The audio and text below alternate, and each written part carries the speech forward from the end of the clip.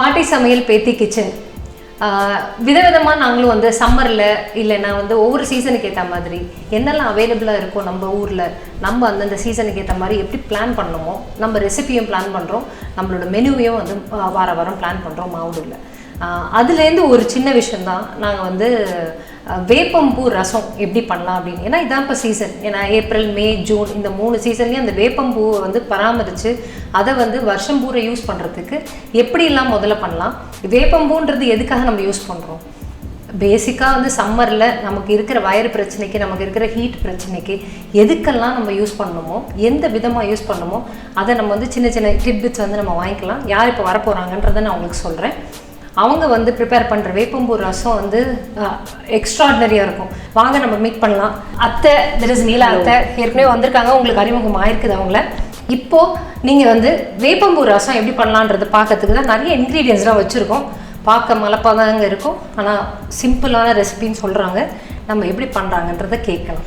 வாங்க அத்தை. Hello. So நான் பார்த்தேன் நீங்கள் சொன்ன இன்க்ரீடியன்ஸ் எல்லாம் நான் எடுத்து வச்சிருக்கேன். பட் இப்போது லெட் அஸ் ஸ்டார்ட் வித் வேப்பம்பூ ரசம். அதுக்கு என்னெல்லாம் நம்ம வச்சுருக்கோன்றத அளவோடு நம்ம சொல்லிடலாம். ஸோ மக்களுக்கு வந்து பார்க்கும்போது கேட்டுக்கும்போது ஈஸியாக இருக்கும்.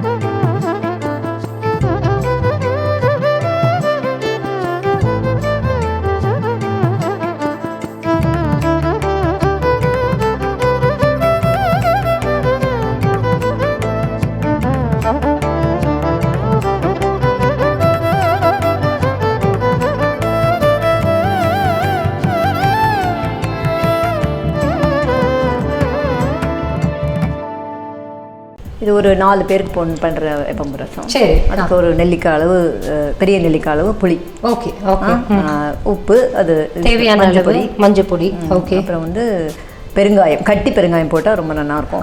அதுதான் அது. ஸோ இங்கே எடுத்து வச்சுருக்கோம். அவங்க சொன்ன மாதிரி நம்ம வந்து குட்டி குட்டியாக கட் பண்ணி வச்சுருக்கோம். ஸோ இது ஒன்று, ஓகே. அப்புறம் அதுக்கு வரப்புக்கு வெறும் பச்சை மிளகா தான், வேறு ஒன்று இதுக்கு வேப்பம்பூ ரசத்துக்கு இந்த பொடியெல்லாம் கிடையாது. மஞ்சள் பொடி கலருக்கு உடம்புக்கு நல்லதுன்னு, பச்சை மிளகா, தாளிச்சு கொட்டல கடுகு அண்டு துவரம்பருப்பு, மிளகா வத்தல்.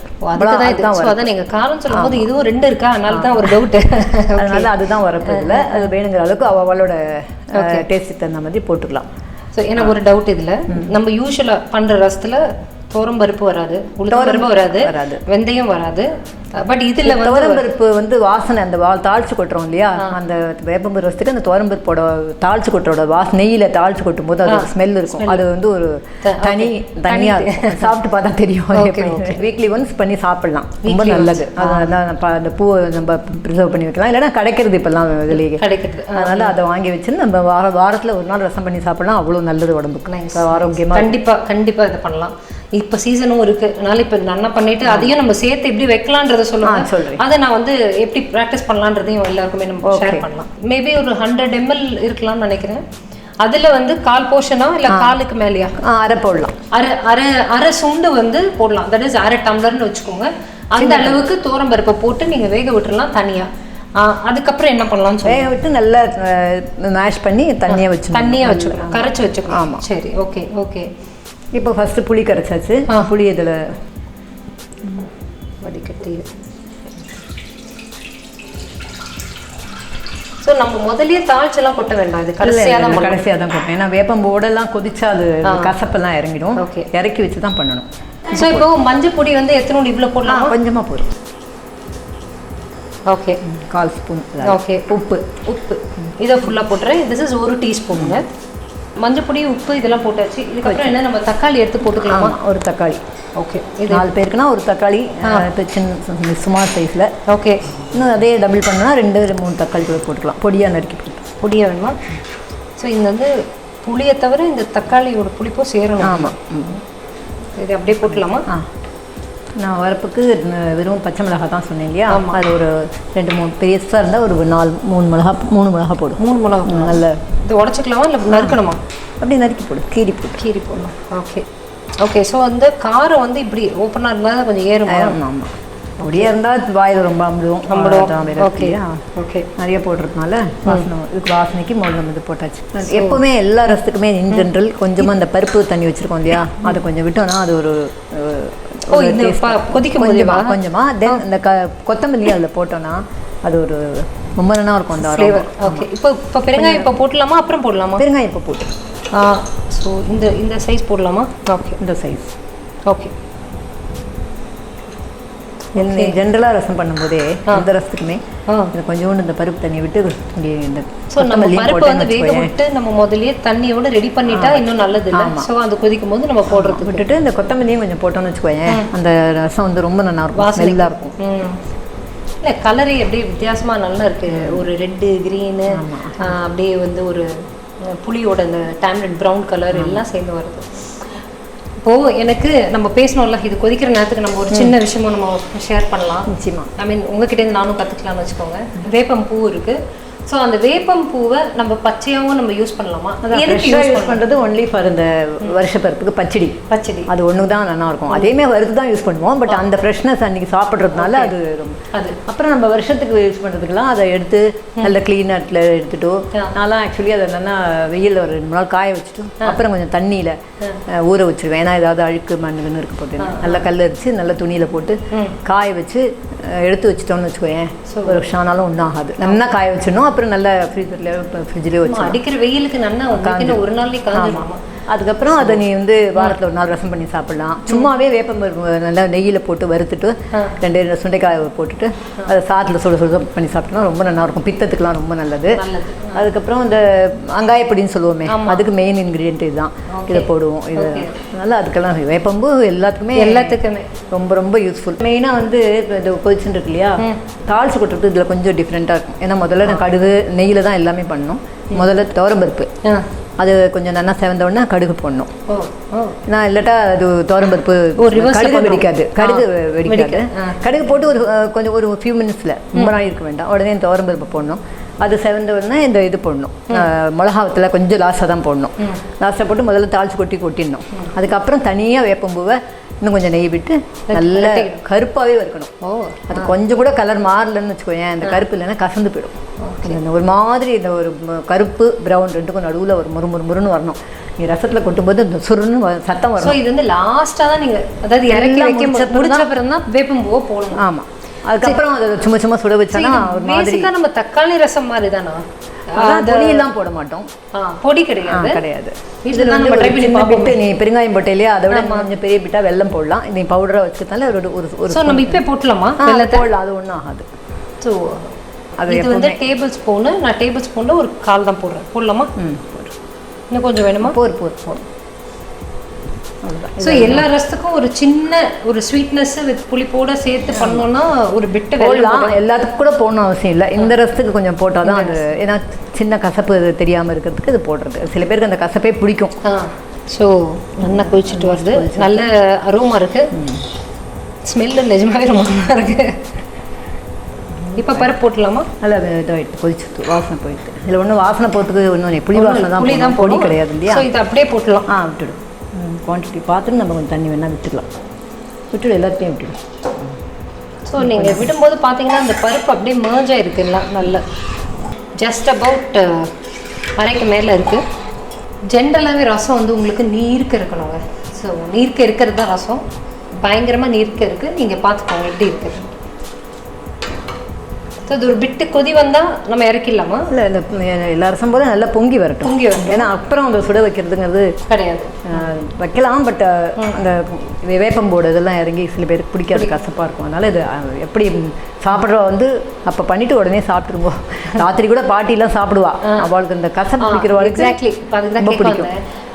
நீங்கள் சொன்ன மாதிரி நைட்டு வந்து வேப்பம்பூ சாப்பிட்றதுனால ஒன்றும் தப்பு இல்லையே. ராத்திரியில் அது ஏன்னா அது கொஞ்சம் சில பேருக்கு கிளியர் பண்ணுறதுனால நம்ம வந்து நைட்டு எதுவுமே இந்த மருந்து பொருள் எதுவுமே ராத்திரியில் சாப்பிட மாட்டா. சாப்பிடணும் போதும், இறக்கிடலாம். ஓகே, இது எடுத்துக்கலாமா? இப்போ வச்சுக்கலாம். நெய் விட்டுட்டு, ஸோ நெய் வந்து நெய் கொஞ்சம் தாராளமாக விட்டுக்கலாம். ஒரு தானே பரவாயில்ல. ஓகே, பொறுமா. ஸோ லிட்டரலி ஒரு 3 3 டீஸ்பூன் கிட்ட விட்டேன். டீஸ்பூன் தான். ஸோ நெய் வந்து கொஞ்சம் லைட்டாக சுடணும். சுட்டப்புறம் பண்ணால் கடகடன்னு வெடிச்சிடும். இல்லாட்டா நம்ம ஆமாம் பச்சை மிளகால காம்போட போடணுமா? இல்லை காம்பு எடுத்துடும். காம்பு எடுத்துட்டு 2ஆக கட் பண்ணிக்கோ. ஸோ எவ்வளோ வத்த மிளகா? ஒரு 4 எடுத்துக்கலாம். 4 வேண்டாம். 4 மிளகா பச்சை மிளகா போட்டிருக்கோம் இல்லையா, 2 போதும். 2 இல்லை 3 போதும். 3 போதும். போடலாமா? போடலாம். போதும். கொஞ்சம் லேசாக வலிக்கிட்டோம்.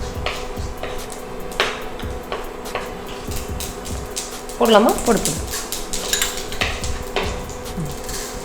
Is almost more then little 1 tablespoon துவரம்பருப்பு. அது கொஞ்சமாக அந்த செவக்கணுங்க. இந்த துவரம்பருப்பு செவந்த அப்புறம் வந்து மிளகாவை போடணும். லைட்டாக ஆரம்பிக்கிறது பாருங்கள், அப்படியே போட்டுருக்கேன். ஸோ கருவேப்பிலையும் அதோட போட்டாச்சு. என்ன சொன்னாலும் இந்த கலர்ஃபுல்லாக பார்க்கும்போது நல்லா தான் இருக்குல்ல, டெம்ப்டிங்காக தான் இருக்குது நமக்கு. ஸோ இது அப்படியே நம்ம இதுலேயே போட்டுடலாம். அது போட்டுக்கலாம். அடுத்தது இந்த வேப்பம்பூ. சில பேர் வேப்பம்பூ இதில் போட்டு வருப்பா, பட் சில சமயம் அது கொஞ்சம் ஏமாற்றி விட்டுரும். இல்லை தெரியாத வரைக்கலாம் கொஞ்சம் கசந்து போயிடும். அது வேறு அது கொஞ்சம் ரொம்ப கேர்ஃபுல்லாக இருக்கணும். இந்த அதில் போட்டு வந்துட்டு இல்லையா நல்லா? ஆமாம், இப்போ பாருங்க.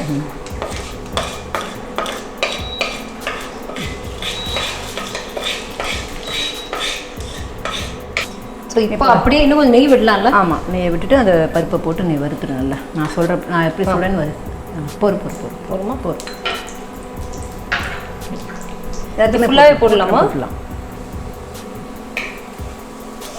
நல்ல ஸ்மெல் வருது. நல்ல ஸ்மெல்லு. அந்த ஸ்மெல்லு தான் இது நல்லா சேர்த்து வருது. அது அப்படியே நெய் அப்படியே வாங்கிக்கிறது. பட் இந்த பூவை பறித்து அதை ரெடி பண்ணி அதை உணர்த்தி காய வச்சு நீங்கள் சொல்கிற ப்ராசஸ் வேறு. ஏன்னா குப்பையெல்லாம் இல்லாமல் இருந்தால் தான் இது மாதிரி ரெடியாக இருக்கும் முடியும்ல. குப்பையை ஆக்சுவலி பொறுக்கி இறுக்கி வச்சிட்டோம்னா டக்குன்னு பண்ணி. ஆமாம், கடைகளில் கிடைக்கிறது கூட நம்ம கொஞ்சம் க்ளீன் பண்ண தான் வேண்டியிருக்குல்ல. ஆமாம், கொஞ்சம் இந்த ப்ரௌனை விட இன்னும் கொஞ்சம் ஜாஸ்தியாகணும். இல்லை இன்னும் ஒரு பிட் ஆகணும். பட் அந்த அப்படி வறுக்கலைன்னா அவனுக்கு அந்த கசப்பு வந்துடும். ஸோ ஜாஸ்தி வறுக்கிற ரீசனே ரொம்ப கசப்பு அதில் ஏறக்கூடாது. அவ்வளோதுக்காக இல்லை, சரியாக வறுப்படலைன்னா அதில் உள்ள கசப்பு போகாது. வறுக்குதுன்னா அதோட ஸ்மெல்லோட அது வேறு மாதிரி டேஸ்ட் வேறு மாதிரி இருக்கும். ஐ திங்க் இது போதும். இது கலரே இப்போ ஆக்சுவலாக மாறி இருக்கு பாருங்கள். முன்னே நம்ம பார்த்த விட கலரிண்டே இருக்கு. கையில் இது போடும்போது நல்லா ஸ்வைன்னு சத்தம் வரும். வரணும். அது வந்தால் தான் கரெக்டாக வருந்துருக்குன்னு அர்த்தம். இல்லாட்டா ரசம் நல்லா இருக்காது.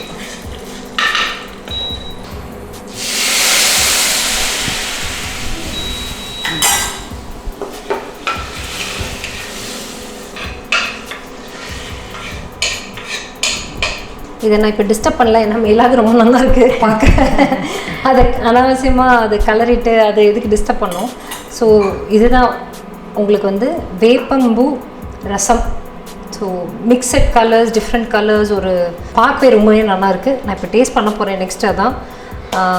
ரொம்ப தேங்க்ஸ். இந்த வந்து ரெசிபி வந்து எதுக்குன்னா மெயினாக நம்ம சம்மர் சீசனில் நமக்கு வந்து எதெல்லாம் வந்து யூஸ் பண்ண முடியும். ஏன்னா ஒரு சம்மர் ஸ்பெஷலாக தான் நாங்கள் நிறைய விஷயம் பண்ண ஆரம்பிச்சிருக்கோம்.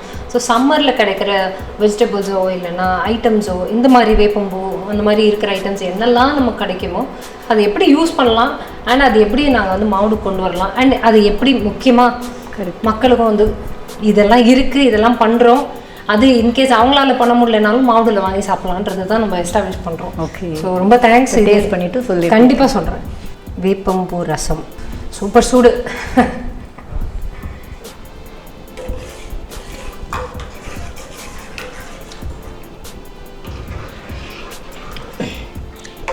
சரியா இருக்கா? உப்பு, புளிப்பு, கசப்பு எல்லாமே இருக்குது. ஓகே, டிஃப்ரெண்ட்டாக இருக்குது. ஐ மீன் இது நான் யூஸ்வலாக நாங்கள் எப்படி பண்ணுவோன்னா பருப்பு ரசம் நார்மலாக வச்சுட்டு அதுக்கு மேலே சும்மா மேலாக வேப்பம்பூவை வறுத்து போடுறது தான் வேப்பம்பூ ரசம்ன்றது எனக்கெல்லாம் தெரிஞ்சது. பட் இது வந்து இந்த மாதிரி தான் பண்ணணும், இதில் இப்போ வந்து பொடி கிடையாது, இது இப்படி தான் பண்ணணுன்ற ஒரு ப்ரொசீஜரே இப்போ தான் நான் பார்க்குறேன். ஸோ அந்த டேஸ்ட் வந்து டிஃப்ரெண்ட்டாக தான் இருக்குது. நம்ம பொடி போட்டோன்னா வேறு மாதிரி யூஸ்வலாக இருக்கும், இது கொஞ்சம் டிஃப்ரெண்ட்டாக இருக்கும். இப்போ பார்த்தீங்க வேப்பம்பூ ரசம் எப்படி பண்ணுறதுங்கிறது, எப்படிலாம் வந்து இந்த சீசனில் கிடைக்கிறது, அது சம்மர் சீசனில் கிடைக்கிற விஷயத்தை வச்சுட்டு நம்ம எப்படிலாம் பண்ணலாம், இன்னும் நிறைய விஷயம் எப்படி பண்ணலான்றதை போக போக எபிசோட்ஸில் நீங்களே பார்ப்பீங்க.